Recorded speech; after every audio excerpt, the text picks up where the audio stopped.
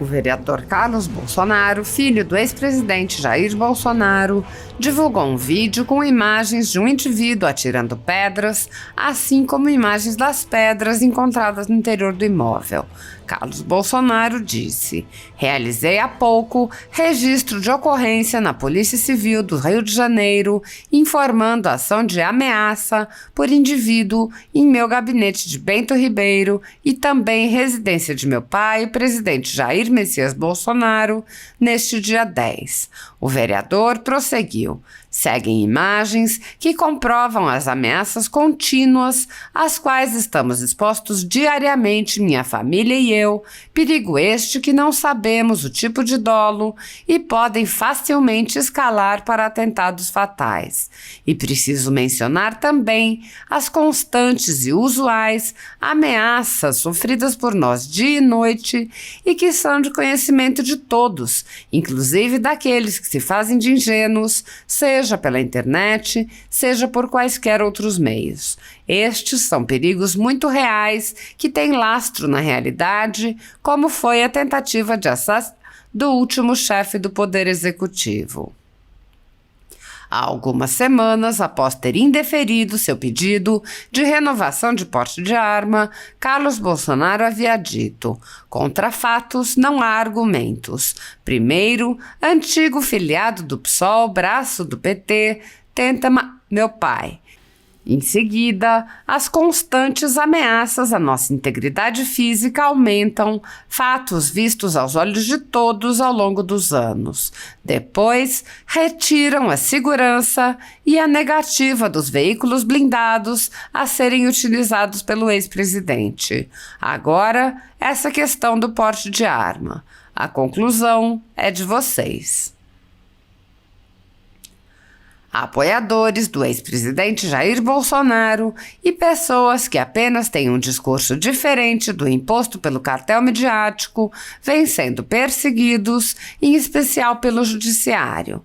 Além dos inquéritos conduzidos pelo ministro Alexandre de Moraes, do Supremo Tribunal Federal, também o ex-corregedor do Tribunal Superior Eleitoral, Luiz Felipe Salomão, criou seu próprio inquérito administrativo e ordenou o confisco da renda de sites e canais conservadores como Bárbara do canal Te Atualizei e a Folha Política. Toda a receita de mais de 25 meses do nosso trabalho está bloqueada por ordem do TSE, com aplauso dos ministros Luiz Roberto Barroso, Alexandre de Moraes e Edson Fachin. Sem a possibilidade de receber a renda de seu trabalho, o jornal corre o risco de fechar. Se você apoia o trabalho da Folha Política e pode ajudar, use o QR Code para doar qualquer quantia para a empresa Raposo Fernandes ou use o código ajude@folhapolitica.org. Caso prefira, há a opção de transferência bancária para a conta da empresa Raposo Fernandes, disponível na descrição deste vídeo e no comentário fixado no topo. Há 10 anos, a Folha Política faz a cobertura da política brasileira, mostrando atos, pronunciamentos e eventos dos três poderes, quebrando a espiral do silêncio imposta pelo cartel de mídia que quer o monopólio da informação. Pix ajude@folhapolitica.org. Assista!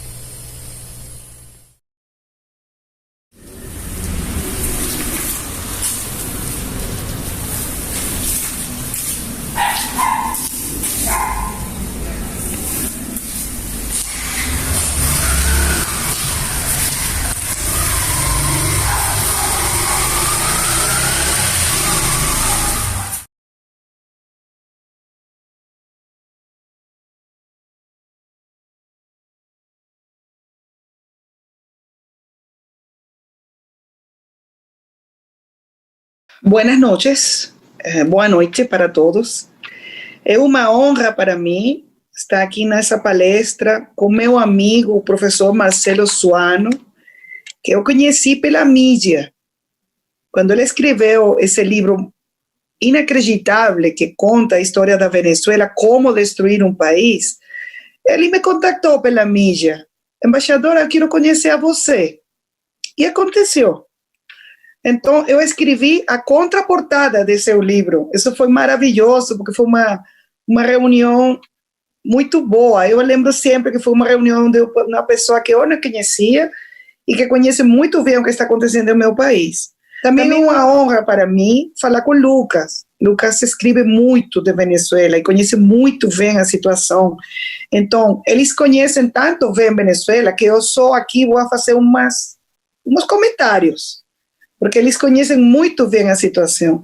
E, por supuesto, eu quero cumprimentar ao ministro Roberto, porque a FUNAG abriu as portas para mim, não como a embaixadora, sino como a professora Maria Teresa Velanda, que eu sou.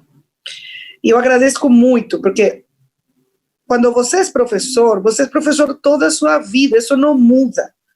Então, para mim é uma honra que a FUNAG hoje haya feito este convite para falar sobre como destruir um país. Então, eu quero começar dizendo que como você pode destruir um país? Um país petroleiro, um país que foi o país mais rico da América Latina, que tem as maiores reservas de petróleo do mundo. Como que aconteceu que a Venezuela hoje tem 5,5 milhões de venezuelanos que tiveram que fugir porque estão morrendo de fome? Como é que 5 milhões de venezuelanos tiveram que cruzar a fronteira a pé? Só para colocar uma dimensão, a migração nossa nesse momento tem a mesma população que muitos países. Venezuelanos que caminaram uma distância que é desde Berlim hasta Madrid, buscando uma boa vida. Aqui em Brasil, temos 300 mil venezuelanos, de los quais 280 mil cruzaram a fronteira a pé, com a roupa que tinham posta e uma mala. Então, como destruir um país? O primeiro, quando as pessoas elegem nas eleições a uma pessoa que não tem capacitação para ser presidente. A destruição da Venezuela não começou com Maduro. A destruição da Venezuela começou com Chávez. Quando ele foi elegido no ano 1998, a Venezuela produzia 3.200.000 barriles de petróleo por dia. 3.200.000 barriles de petróleo por dia. Então, chega à presidência um homem que não tem educação, um homem que tem ressentimento social, um homem com desejos de vingança, que fez um golpe de Estado no ano 1992, que foi à prisão, e quando saiu de prisão, eu me vou a vingar. Isso foi o fato, eu me vou a vingar. E como aconteceu? Ele destruiu nosso país. Então, a primeira coisa é, se você quer destruir seu país, tem que eleger uma pessoa com as características que tive Chávez. E depois, votar por um sucessor que é pior que Chávez. A segunda coisa que aconteceu foi que nessa quantidade de dinheiro, só pode imaginar, saca uma conta. 2013, o barril de petróleo, $110, $120 por barril. Se você tem 3.200.000 barriles, é uma conta fácil. Imagina quanto dinheiro entrou nas contas da Venezuela. Você pode acreditar que hoje a Venezuela não tem energia elétrica, não tem água, não tem comida. A gente está morrendo de fome. Com essa quantidade de dinheiro que ingressou às contas do governo venezuelano, o que fez o Chávez? A primeira coisa que fez foi expropriar as terras produtivas.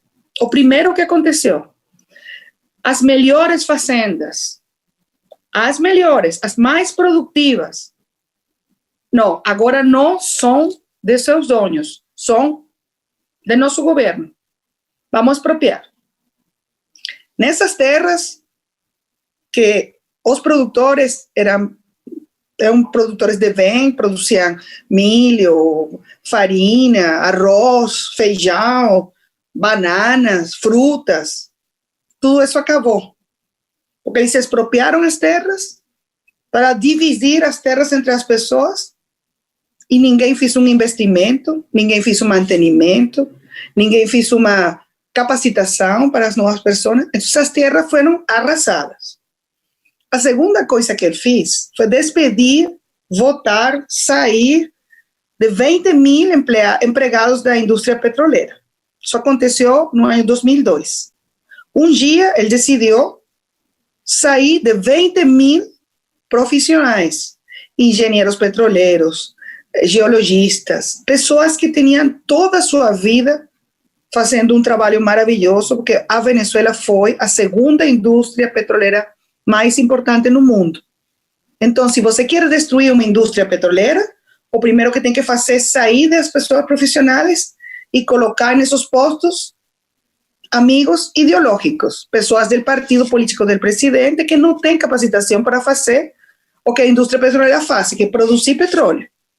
Essa foi a segunda coisa que ele fez, expropriar as terras produtivas, colocar pessoas sem capacitação na indústria petroleira e começar a fazer convênios com governos não democráticos. O primeiro que tem que chamar a atenção de vocês é que no ano 2001, Chávez visitou Saddam Hussein no meio das sanções contra Saddam Hussein pela guerra de Iraque.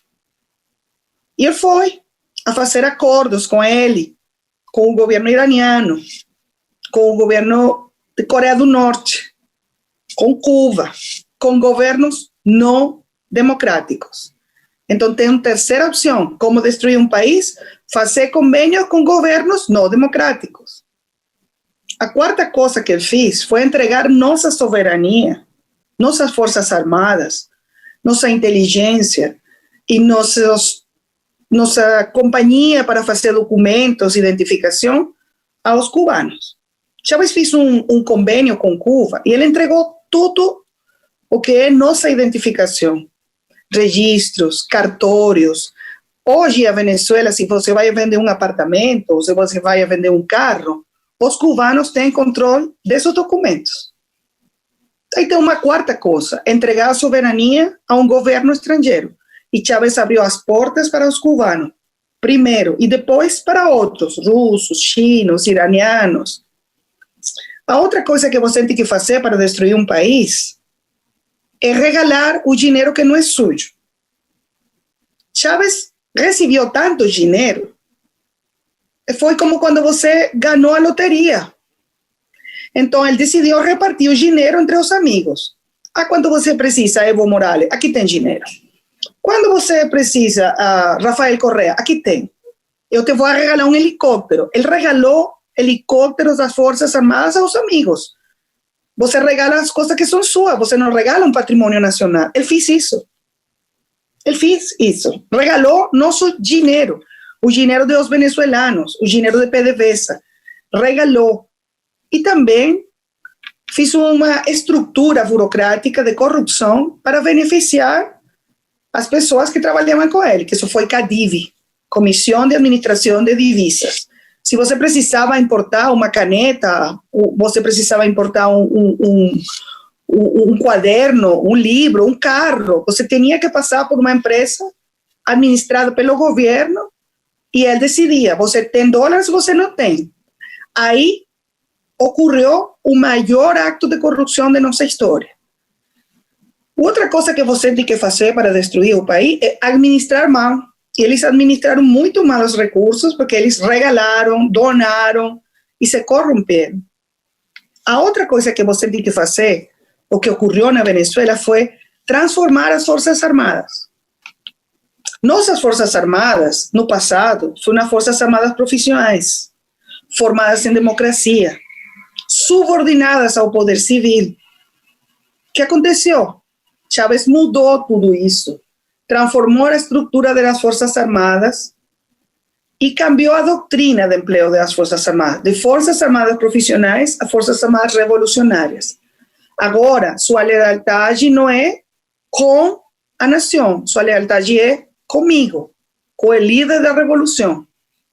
Quando você tem todos esses elementos e também tem um controle total das instituições, Chávez teve controle do Tribunal Supremo de Justiça, da Assembleia Nacional, da Contraloria, Procuradoria, Direitos Humanos, todos os poderes estavam em controle de Chávez. Então, você tem aí todos esses elementos que hoje configuram a crise humanitária complexa mais grande do mundo depois de Síria, com uma diferença. Síria tem 10 anos de guerra civil.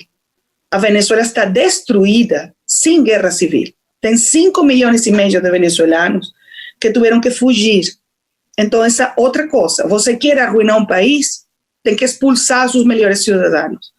E eles expulsaram médicos, professores, engenheiros, enfermeiros, maestros. Essa foi a primeira migração. Os empresários, a segunda os profissionais e agora as pessoas que vêm para o Brasil, que são pessoas que não têm trabalho, que não têm medicinas, que não têm comida, que não têm nada, que têm que cozinhar agora com lenha, como se você vivera no século XIX, que fugiram para dar comida a seus filhos. E, finalmente, como você pode destruir um país? Dando exemplos de repressão. Os venezuelanos nos levantamos nas ruas uma e outra vez. 2002, 2004, 2010, 2014, 2017. Temos mais de 400 mortos nas protestas, mortos. Temos 344 presos políticos. Temos deputados que estão na prisão. Temos deputados, temos dirigentes políticos que eles sofrem torturas. Sofrem torturas. No ano passado, eles mataram um capitão da Marinha torturado. Ele morreu depois de ser torturado. Então, assim você destrui um país.